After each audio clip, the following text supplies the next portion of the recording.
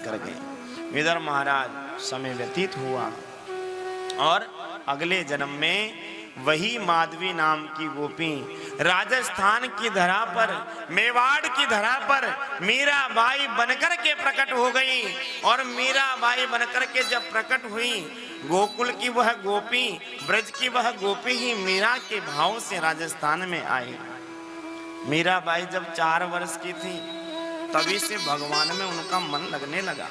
छोटी सी भाई मीरा भगवान के विग्रह को देखती तो भगवान के विग्रह में खो जाती, भगवान के मंदिर जाती तो मंदिर में बैठी ही रह जाती। मीराबाई के दादो सा हुक्म उन्हें 4 भुजानाथ के मंदिर में लेकर के जाते हैं। कभी सांवरिया सेठ के दर्शन कराते, कभी श्रीनाथ जी का दर्शन कराते।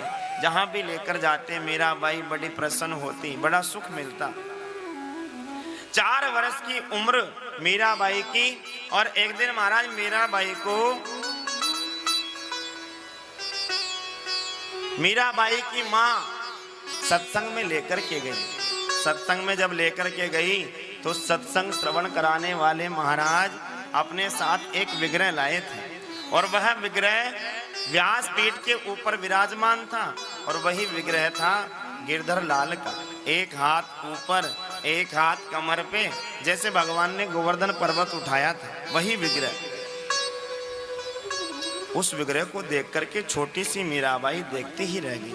अपनी माँ से कहा कि ये कौन बैठा है, ये कौन सी मूर्ति है, ये कौन से भगवान है, ये कौन सी लीला का प्रसंग है। तब मीराबाई की माँ ने कहा, बेटा मुझे तो पता नहीं, लेकिन आप व्यास जी को पूछना, तुम्हारे मन में ऐसी जिज्ञासा हुई है, व्यास जी बताएंगे कि ये कौन से समय का विग्रह है। जब कथा का विश्राम हुआ, कथा का विश्राम जब हुआ तो मीराबाई व्यास जी के पास गई। अब छोटी सी बालिका 4-5 वर्ष का बालक व्यास जी के पास जाके कहने लगी, महाराज ये आपके जो ठाकुर जी हैं ये ऐसे क्यों खड़े रहते हैं, एक हाथ ऊपर एक हाथ कमर पे लगा करके, ये कौन से समय की झांकी है।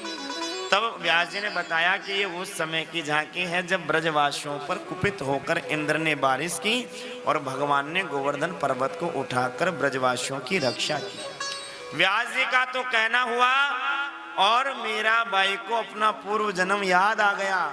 मैं उस समय वहीं पर थी और मैंने ब्रजवासियों से सुना था कि कन्हैया ने गोवर्धन पर्वत उठा रखा है, लेकिन वह झांकी मुझे दिखाई नहीं दी। मेरी आंखों के आगे अंधकार छा गया था और ठाकुर जी ने स्वयं कहा था कि मैं तुम तक अपने आप पहुंचूंगा संत के माध्यम से, ये ठाकुर जी आप मुझे दे दीजिए। राज जी ने कहा, मैंने 40 वर्ष से इनकी सेवा की है, सिद्ध किया है सेवा करके, अभिषेक करके, पंचामृत से स्नान करा करके। तुम कहती हो तुम्हें दे जाऊं, मैं अपने ठाकुर जी नहीं दूंगा। मीराबाई बड़ी दुखी हुई और कहने लगी भगवान के सामने आकर के, कन्हैया व्यास जी का कोई दोष नहीं है, दोष तो आपका है, आप निष्ठुर हैं कन्हैया। उस जन्म में भी मुझ पर कृपा नहीं की और इस जन्म में आकर भी मुझ तक नहीं पहुंच रहे। रोने लगी, विलाप करने लगी और महाराज अपने महल में अपने कक्ष में चली गई, भोजन नहीं किया, खाई पी नहीं, बिल्कुल उदास मन से बैठी है। स्वप्न में आ गए ठाकुर जी व्यास जी के और कहा कि 40 वर्षों से आपने मेरी सेवा करी केवल मीरा के लिए, अब आप मुझे मीरा के पास छोड़ दीजिए, आगे की सेवा अब मैं मीरा के हाथों से करवाना चाहता हूँ। आपकी सेवा पूरी हुई, अब आप सीधे मेरे धाम चले जाइए।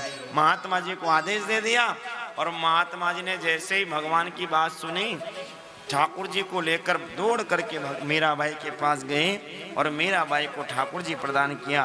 ले मीरा है गिरधर तेरा, सेवा पूरी भई अब मोरी और जागा भाग्य है तेरा, ले मीरा है गिरधर तेरा। मीराबाई को ठाकुर जी लेकर चले गए।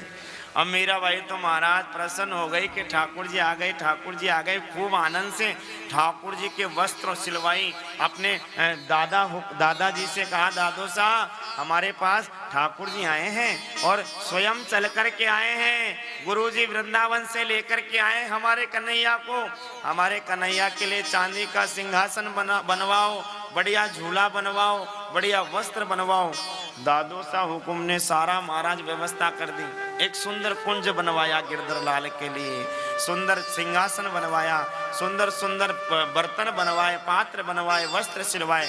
और मीराबाई रोज ठाकुर जी की सेवा करती और ठाकुर जी को आसन पर बैठाकर मीराबाई कहने लगी, आपको मेरी सेवा पसंद तो आ रही है ना, आप मुझ पर कृपा तो करेंगे ना, मुझ तक पहुंच तो गए, लेकिन आप बोलते क्यों नहीं?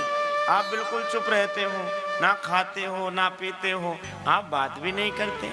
अच्छा, आपको महाराज की याद आ रही होगी, 40 वर्षों से तो उनके ही साथ रहे ना, इसलिए याद क्यों नहीं आएगी?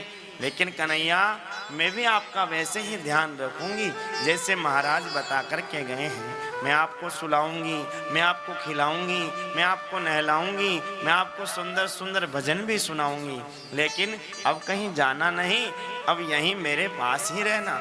इस प्रकार भगवान से बातें करने लगी और मीराबाई का भाव ऐसा जागृत हुआ कि गिरधर लाल का वह स्वरूप ही भगवान बाल कृष्ण के रूप में प्रकट होकर के और मीराबाई के साथ कक्ष में लीला करने लगा, मीराबाई से बातें करने लगा।